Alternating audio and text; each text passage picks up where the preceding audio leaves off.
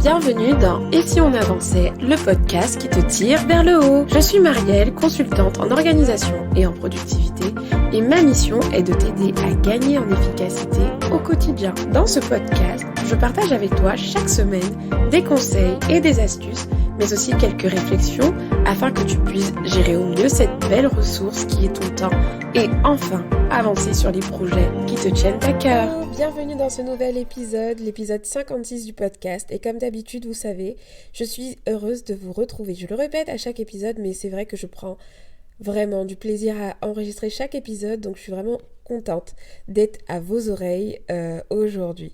Dans cet épisode, on va parler de quoi ? On va parler du Vision Board.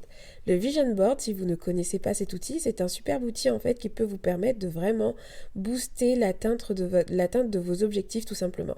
Et donc je trouvais sympa en ce mois de décembre de vous parler de cet outil qui, de mon côté, a vraiment eu un impact hyper positif. D'ailleurs, je suis très étonnée de ne pas avoir déjà fait un podcast là-dessus, mais bon, ce sera chose faite à partir d'aujourd'hui. Donc, comment va se dérouler ce podcast ? Donc, premièrement, on va voir ensemble ce qu'est un Vision Board pour ceux qui ne connaissent pas du tout. Ensuite, je vais vous parler des bénéfices et de tout l'intérêt d'en avoir un. Ensuite, on verra ensemble comment faire un Vision Board étape par étape.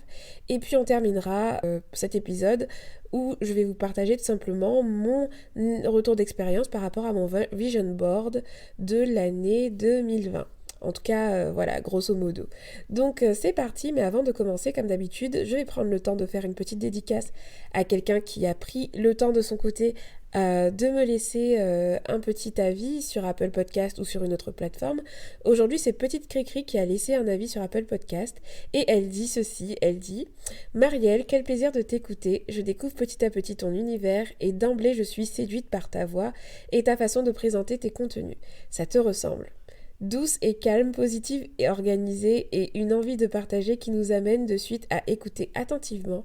Mais oui, on pense qu'on peut tous s'améliorer, alors let's go, bravo et à bientôt. » Merci beaucoup Petite Cricri. Alors je suis très touchée par cet avis parce que je suis persuadée, faudrait que j'aille vérifier, mais que c'est une ancienne collègue. Et comme vous le savez, j'ai donné ma démission il y a quelque temps. Je ne travaille plus du coup en tant que salariée. Et je crois que c'est une ancienne collègue qui vient de découvrir du coup toute la face cachée, tout ce que je pouvais faire à côté à travers un podcast. Donc si c'est toi, Petite Cricri, je suis très heureuse de te lire et merci à toi d'avoir pris le temps de laisser un avis. Et j'espère que tous ces podcasts te feront du bien et t'aideront dans ton organisation. Donc voilà pour la petite parenthèse du départ. N'hésitez pas à laisser vous-même aussi vos avis et je vous ferai une petite dédicace aussi à votre tour. Donc, on commence. Qu'est-ce que c'est qu'un Vision Board ? Un Vision Board, c'est simple. Par définition, juste par traduction, c'est un tableau de visualisation en français. Donc, c'est un support, peu importe le support sur lequel vous allez le faire, mais c'est un support où vous allez mettre des images et même du texte qui vont représenter tous vos objectifs. Et en gros, en version simplifiée, c'est tout simplement la version visuelle de vos objectifs, de vos intentions, de vos aspirations. Bien sûr, cet outil peut s'utiliser sur une période d'1 an, mais vous pouvez très bien avoir un Vision Board sur 2 ans, sur le premier semestre de l'année sur laquelle vous souhaitez le faire. En gros, il n'y a pas de règle, mais c'est vrai que c'est un outil qui est souvent utilisé pour visualiser les objectifs de l'année. Mais si vous écoutez ce podcast au mois d'avril, ce n'est pas grave. Si vous n'avez pas de Vision Board, faites-le au mois d'avril. Il n'y a pas de règle. Pour moi, on peut commencer à n'importe quelle période de l'année, Maintenant, quel intérêt ça a pour vous d'avoir un Vision Board ? Le premier intérêt que je trouve à un Vision Board, c'est le fait de justement pouvoir visualiser. Il y a plusieurs études qui le montrent. La visualisation, c'est une façon simple de connecter en fait l'esprit à ce qu'on veut, ce que le cerveau veut. Vous savez, on est composé de 3 facettes, on est corps, âme et esprit, et quand on visualise, en fait, ça aide à impliquer notre esprit dans le processus. Bon, sans trop rentrer dans tout le détail qui peut être parfois même un peu mystique pour vous, en gros, lorsque vous vous mettez à visualiser quoi que ce soit, vous commencez à travailler dans votre subconscient. Lorsque votre subconscient commence à voir une image qui est le but à atteindre ou quelque chose qu'il veut, d'une certaine façon, vous vous mettez à travailler déjà en esprit, vous vous mettez en mode réussite, quoi. Et donc, c'est un bel avantage en fait qu'a cet outil-là, le fait de visualiser les résultats que vous souhaitez atteindre. Ensuite, deuxième avantage, c'est qu'il améliore la performance. D'ailleurs, la visualisation est un outil qui est très souvent utilisé en fait dans les coachings avec la méthode PNL. On parle d'image mentale en fait, et c'est aussi utilisé auprès de beaucoup de sportifs de haut niveau en fait pour augmenter leur performance, parce que ça a été prouvé. Plus vous allez voir, plus vous allez vous visualiser concrètement vos objectifs, ce que vous voulez atteindre, plus vous serez motivé et performant. Troisième avantage que je trouve au fait d'avoir un vision board, c'est le fait de connaître ses priorités. Parfois, quand on est dans le flou, au cours de l'année, dans des périodes où on a plein de choses à gérer et on ne sait plus où donner de la tête, le fait d'avoir cet outil qui reprend les objectifs de l'année en images, ça permet de le regarder et de se dire ok, c'est ce que je voulais pour cette année-là en fait, et c'est là où je vais mettre mon attention du coup. Je vais pas mettre mon attention sur cette tâche insignifiante qui m'embête et que je ne suis pas obligée de faire parce que ça ne va pas contribuer à l'une de mes aspirations sur ce tableau. Donc en fait, c'est le fait d'avoir un outil visuel qui nous rappelle nos priorités théoriques de l'année. Et je trouve ça vraiment sympa. Ensuite, quatrième avantage, ça permet de garder l'inspiration et la motivation.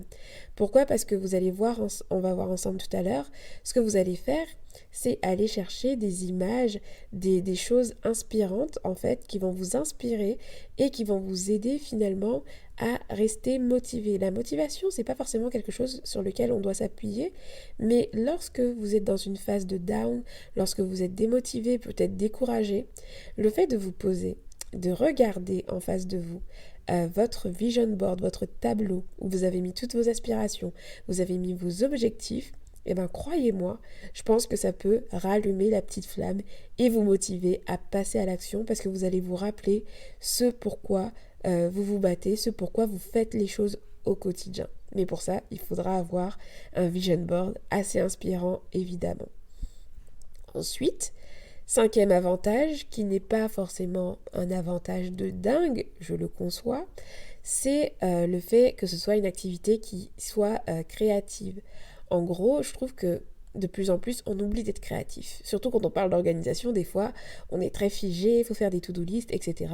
Et je trouve que c'est vraiment un moment sympa dans son organisation quand on se pose et qu'on essaie de rendre finalement ces objectifs qui sont parfois très terre-à-terre, très chiffrés, voilà. Mais on essaye de les rendre un peu plus ludiques, un peu plus créatifs, d'une manière un peu plus visuelle. Je trouve que ça travaille l'imagination et ça fait du bien. En cette fin d'année, ça peut vous faire du bien de travailler sur ça et d'avoir un moment créatif, en fait, pour le faire. Petit disclaimer, avant de commencer à vous présenter voilà, les différentes étapes pour réaliser votre vision board. Donc on a vu les avantages, mais j'aimerais souligner que le vision board n'est pas une solution miracle. Ce n'est pas une solution miracle. Le vision board ne remplacera jamais vos actions.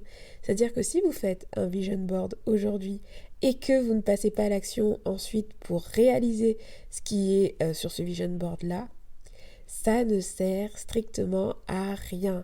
Donc en fait, le vision board, ça va être surtout un outil pour vous motiver, pour vous inspirer, comme on vient de voir, pour augmenter votre performance et connecter votre esprit à ce que vous devez faire comme boulot. Mais ce ne sera pas le tout en fait. Souvent c'est excitant de faire son vision board, on est super motivé, mais je suis sûre que si je fais le point de toutes les personnes qui ont fait un vision board parce qu'ils ont écouté un podcast, parce qu'ils ont vu une vidéo ou lu un article là-dessus et qui finalement à la fin de l'année se retrouvent avec un vision board qui n'a même pas été finalement accompli, il y a de fortes chances que ce soit parce qu'il n'est pas mis en place la structure, le système d'organisation, les choses concrètes en fait pour accompagner en fait ce vision board. Donc un vision board seul ne va pas suffire à vous faire avancer. Il vous faudra toujours un vrai système d'organisation, quelque chose de structuré qui va vous permettre d'avancer au quotidien sur vos projets, vos objectifs. Mais le vision board va être là voilà, pour vous aider à garder le cap et vous rappeler ce pourquoi vous faites ce que vous faites tous les jours. Voilà à quoi ça va vous servir. Maintenant, comment faire un vision board ? La première étape, c'est de faire le point. Vous savez, je l'explique tout le temps. La clarté, c'est primordial. Dans ma méthode CMPO, clarté, mindset, principes et outils. Le premier pilier pour une organisation qui permet vraiment d'avancer, c'est la clarté. Le fait d'avoir les idées claires, les tâches claires, les objectifs clairs, la vision claire. Ici, pour le vision board, vous pouvez vous arrêter à des objectifs. Vous n'êtes pas obligé de... On ne va pas parler de plan d'action, on ne va pas parler forcément encore de vision à long terme, mais c'est juste sur la période sur laquelle vous faites votre vision board. Donc s'il est annuel, ce sera pour l'année à venir. Qu'est-ce que vous souhaitez réaliser pour l'année à venir? Vous devez absolument définir en fait vos objectifs. Quels sont vos objectifs? Au minimum pour l'année à venir, si vous faites sur l'année à venir, pour le semestre à venir, si vous faites sur le semestre, mais pour la période que vous avez ciblée, qu'est-ce que vous souhaitez accomplir? Qu'est-ce que vous souhaitez améliorer? Généralement, vous pouvez faire soit un vision board qui va être un vision board pro et perso en même temps, moi c'est ce que je fais, ou alors vous pouvez très bien faire un vision board professionnel, donc complètement à part, et à côté un vision board perso. Et je peux aller plus loin, vous pouvez aussi faire un vision board de famille, un vision board de couple, un vision board avec vos collègues, vos partenaires. Si par exemple vous êtes chef d'entreprise, que vous avez vos équipes, vous pouvez faire un vision board pour votre société. On peut s'amuser à le mettre à n'importe quelle sauce, donc n'hésitez pas à être créatif aussi. Mais ce qu'il faut retenir, c'est qu'il vous en faut un. À vous de voir si vous mélangez pro et perso. Moi, c'est ce que je fais, ça ne me dérange pas. Mais si vous ne voulez pas faire les deux au même endroit, vous faites à la fois un pro et à côté un perso. Pour en revenir à ce que je disais, ce n'est pas ça qui vous permettra d'atteindre votre objectif, mais bel et bien vos actions. Mais ça va vous aider vraiment à rester motivé. C'est ça le but en fait. Ne vous dites pas que c'est la définition de votre objectif, le vision board. Non, c'est l'image de ce que vous souhaitez voir se réaliser. Et ça va vous servir de motivation. Deuxième étape, vous allez sélectionner les images. Et là, c'est le moment d'être inspiré à fond. Ne prenez pas la première image qui vous tombe dessus lorsque vous tapez le mot-clé que vous voulez. Non, cherchez vraiment une image qui vous plaît. Essayez de trouver des images où vous ressentez, qui vous parlent en fait, des images qui vous inspirent vraiment, que vous pourrez regarder des heures, des trucs. Il faut vraiment que ce tableau soit inspirant, pas juste un ramassis, un assemblage de plein d'images libres de droit que vous allez trouver vite fait en tapant, voilà, réussite, hop, quelqu'un qui est en train de lever le poing. Non, trouvez vraiment des images qui vous parlent. Si vous êtes sensible au noir et blanc, faites un tableau en noir et blanc. Si vous êtes sensible aux choses colorées, faites des images, choisissez des images avec des couleurs, des images qui vous parlent. C'est une étape très très importante parce que dans le vision board, on est sur du visuel. Donc faites des choses qui vont vous parler. C'est le moment d'être créatif et de vous écouter. Donc vous allez sélectionner des images qui vous inspirent et ne lésinez pas sur le choix de vos images. Vraiment, c'est un truc hyper important. Choisissez les images. Alors, il y a deux écoles pour les images. Soit vous allez choisir des images où vous êtes dans le processus, donc dans l'action. Soit vous allez choisir des images où vous êtes sur des résultats. Exemple concret, si vous ne comprenez pas ce que je veux dire, si par exemple vous souhaitez perdre du poids dans l'année qui va venir, si vous choisissez des images sur les résultats, vous allez choisir une nana ou un mec avec le corps de rêve que vous souhaitez atteindre. Ça, c'est choisir des images en fonction du résultat. Soit vous voulez vous mettre l'accent sur le processus, et donc vous allez choisir une image qui va être quelqu'un qui est dans une salle de sport, qui va peut-être avoir le corps de rêve que vous voulez, mais cette personne va être dans une salle de sport. On est sur de l'action. Donc à vous de décider ce que vous voulez. Est-ce que vous voulez un vision board d'action, de processus?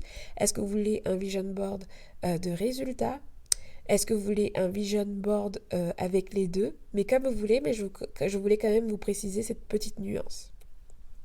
L'essentiel, c'est de faire comme vous voulez et surtout faire comme cela va vous parler après, puisque c'est vous qui devrez être motivé par votre vision board et pas moi. Donc si vous êtes plus résultats, mettez les résultats. Si vous êtes plus processus, mettez les processus. Voilà, vous pouvez aussi rajouter des citations puisque le vision board n'est pas juste des images, c'est aussi du texte. Vous pouvez mettre donc des citations, du texte, des mots-clés. Si vous avez un mot de l'année, mettez-le. Si vous avez quelque chose à cœur, mettez-le. Des citations qui vous inspirent, mettez-les. Voilà. Comment vous allez trouver vos images? C'est simple, pour les images, je vous conseille d'aller soit sur Pinterest ou We Earth It, mais je vais vous mettre tout ça dans les liens du podcast, hein, bien sûr. Sachez qu'il y a un article qui accompagne ce podcast, c'est très rare que je fasse ça, mais du coup, comme je sais qu'il y a pas mal d'informations et de liens à donner, je vais le faire. Et donc, vous allez avoir dans les notes du podcast le lien de l'article avec les différents liens que je vais vous citer. Donc pour trouver vos images, vous pouvez aller sur Pinterest ou We Earth It, mais sachez que ce sont des images qui ne sont pas libres de droit. Donc c'est pas quelque chose que vous pourrez monétiser. Juste pour info, je préfère le préciser. Ensuite, vous avez aussi des banques de données d'images où vous avez des images libres de droit comme Unsplash et Pixabay. Ce sont des sites sur lesquels vous pouvez taper des mots-clés, voilà, et vous allez avoir plein d'images d'inspiration. Il n'y a plus qu'à chercher et sélectionner ce que vous voulez. Ensuite, pour les citations et le texte, vous pouvez utiliser ces mêmes outils. Vous pouvez taper parfois certaines citations et vous trouvez des superbes images qui le font. Sinon, vous pouvez créer vous-même vos textes, vos citations sur Word. Voilà, vous les écrivez avec l'écriture de votre choix. Et puis, voilà, vous les faites vous-même. Ensuite, il va vous falloir, troisième étape, choisir votre support. Est-ce que vous allez avoir un vision board digital, papier, sur quel format? A4, A5, dans un carnet, sur une toile, en fond d'écran de portable, en fond d'écran d'ordinateur. Vous pouvez en avoir sur plusieurs supports, mais définissez voilà quel support vous intéresse. Parce que là aussi, vous pouvez être créatif et là aussi, vous pouvez faire comme vous le voulez. Ensuite, réaliser votre vision board. Pour le réaliser, c'est simple, vous pouvez utiliser un outil très facile et complètement gratuit qui s'appelle Canva. Je vous mettrai le lien aussi si vous ne connaissez pas. Sur Canva, vous pouvez très bien, après avoir sélectionné toutes vos images, faire des montages très très simples. Vous téléchargez vos images et vous les faites. Il y a des tutos qui sont disponibles sur leur site internet. C'est vraiment très simple. Vous faites votre collage. Ensuite, vous n'avez plus qu'à l'imprimer ou le télécharger, le mettre en fond d'écran, etc. Maintenant, si vous êtes sur une version qui est version papier, vous allez imprimer vos images, votre texte, et vous allez tout simplement faire un collage. Comme quand on était petit, vous vous éclatez, vous collez, vous faites des designs. N'hésitez pas à taper Vision Board sur Internet, sur Google, et vous allez avoir pas mal d'inspiration aussi pour votre Vision Board. Et voilà. Et du coup, vous allez vous retrouver avec votre vision board. Si c'est un vision board digital, vous l'installez sur l'écran que vous voulez, donc sur votre ordinateur, sur votre smartphone, votre fond d'écran. L'idée, c'est de l'avoir tout le temps devant les yeux quelque part. Si c'est un format physique, vous le mettez quelque part où vous êtes sûr de le voir. Ça peut être en face de votre bureau, dans votre salon, dans votre chambre, face à vous, un endroit où vous passez tout le temps. Parce que le but, c'est de se rappeler. Si vous le faites et que vous le mettez derrière le lit ou sous le lit ou voilà, derrière votre canapé, voilà, c'est pas très très pratique. Le but, c'est de le voir régulièrement et d'y penser. Et voilà, vous allez avoir du coup votre vision board. Maintenant, je vais vous parler de ma petite histoire avec le vision board. Cette année, ça va être la 3e année où je vais en faire un. À mon actif, j'ai 2 vision boards. Dans le premier vision board, c'est vraiment ce vision board-là qui m'a aidé à lancer Ici on avançait et qui m'a aidé à être régulière. Donc ce vision board, c'était un vision board vraiment où j'étais avec très peu d'ambition finalement, mais j'ai réussi à atteindre la plupart de mes objectifs cette année-là. Je vais m'arrêter sur le vision board que j'ai fait cette année. C'est un vision board digital que j'avais en fond d'écran et que je pouvais consulter digitalement, enfin que je mettais parfois en fond d'écran. Et sur ce vision board, j'avais 15 images et textes, donc avec des mots-clés. Et figurez-vous que j'ai fait le point avant d'enregistrer ce podcast. Et j'en suis à 13 sur 15 de ces images et ces textes se sont réalisés. C'est-à-dire que ça s'est passé en fait.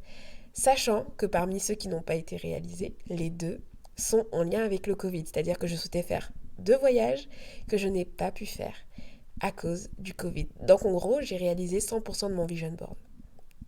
Comme je vous le disais, je ne veux pas vous encourager à faire un vision board en croyant que c'est ça qui va vous aider. Non. Comme je vous le répète tout le temps, j'ai un système d'organisation qui est bien rodé. D'ailleurs, j'y pense. Peut-être que vous allez écouter ce podcast le mercredi 2 décembre. Si vous écoutez ce podcast le mercredi 2 décembre, il y a mon offre sur la formation CMPO s'organiser pour avancer, de moins 30% que j'ai mis en place pendant le Cyber Monday, mais qui va se terminer ce soir à 23h. Si vous écoutez ça le mercredi 2 décembre, le jour de la sortie. Si vous l'écoutez en dehors, c'est trop tard. Désolé, il n'y aura pas la promotion. La formation sera toujours disponible, mais là en fait, je propose une économie quand même de 80€. Donc si ça vous intéresse, n'hésitez pas à consulter. Je vous mettrai le lien aussi dans les notes du podcast. N'hésitez pas à aller voir cette formation qui est très complète justement pour créer son système d'organisation pour avancer. Bref, je ferme la parenthèse. Exemple concret, sur mon vision board, j'avais écrit vie sur mesure. C'était un mot qui était très fort sur mon cœur pour 2020. Et ce qui s'est passé, c'est que vraiment, ma vie, elle a radicalement changé. Je suis en route.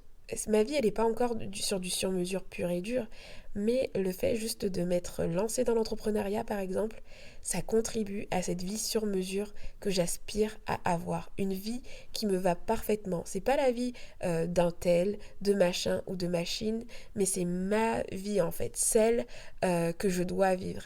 Souvent, j'ai fait des choix en fait dans ma vie où c'était des choix de sécurité, des choix de confort.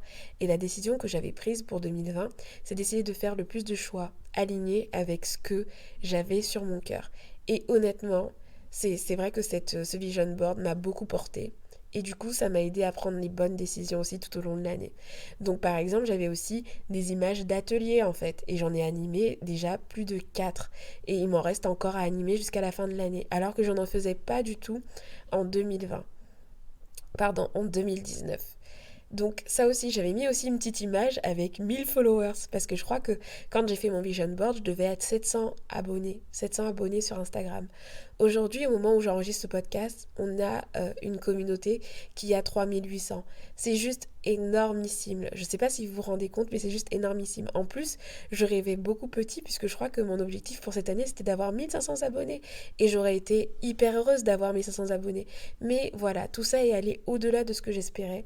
Et en fait, quel bonheur et quel plaisir de voir son vision board se réaliser sous ses yeux. À chaque fois, j'étais étonnée de voir ça prend son sens. Ce mot sur mesure, il prend son sens. J'avais mis des choses aussi sur ma spiritualité et j'ai vécu énormément de choses aussi cette année. Et donc, je trouve ça beau finalement de voir comment ce qu'on peut projeter, ce qu'on peut planifier, des fois ça peut être complètement à côté de la plaque, hein, mais ce qui s'est passé pour moi en 2020, en tout cas par rapport à mon vision board, je suis juste épatée. Donc si vous pouvez vivre cette expérience aussi, c'est pour ça que je fais tout un épisode là-dessus, c'est que j'aimerais aussi que, si vous n'avez pas avancé pendant longtemps, ça a été mon cas sur mes projets, j'ai beaucoup stagné, j'ai beaucoup procrastiné auparavant, mes projets, même en étant organisés, le but ici c'est de s'organiser pour avancer. Donc si le vision board peut être un outil pour vous, motivé à vous organiser pour avancer sur ce qui vous tient à cœur, faites un vision board cette année. Éclatez-vous à en faire un à votre sauce. Voilà tout ce que j'avais à dire. Je trouve que cet exercice va très bien avec un nouveau freebie que je mets à votre disposition. J'ai créé en fait un workbook pour faire le bilan de l'année 2020 et préparer l'année 2021. C'est un workbook complètement gratuit que vous pouvez télécharger. Je vous mettrai également toutes les informations dans les notes du podcast. N'hésitez pas à le télécharger et donc à faire l'exercice de faire votre bilan et préparation de 2021 avec vos objectifs et centraliser tout ça, finalement, toutes vos décisions, tous les changements que vous aimeriez prendre, les mettre dans ce vision board. Et ensuite, le but, c'est de passer à l'action pour les réaliser. Voilà tout ce que j'avais à vous dire concernant le vision board. J'espère que cet épisode vous a plu. S'il vous a plu, franchement, n'hésitez pas à laisser un commentaire, c'est ce qui permet au podcast de se faire connaître. Merci à tous ceux qui l'ont déjà fait, vraiment ça fait hyper plaisir. Mais voilà, si vous êtes un auditeur habitué, n'hésitez pas à le faire. Merci à vous de m'avoir écouté jusque-là. D'ici là, vraiment, prenez soin de vous et je vous donne rendez-vous au prochain épisode. Ciao, ciao!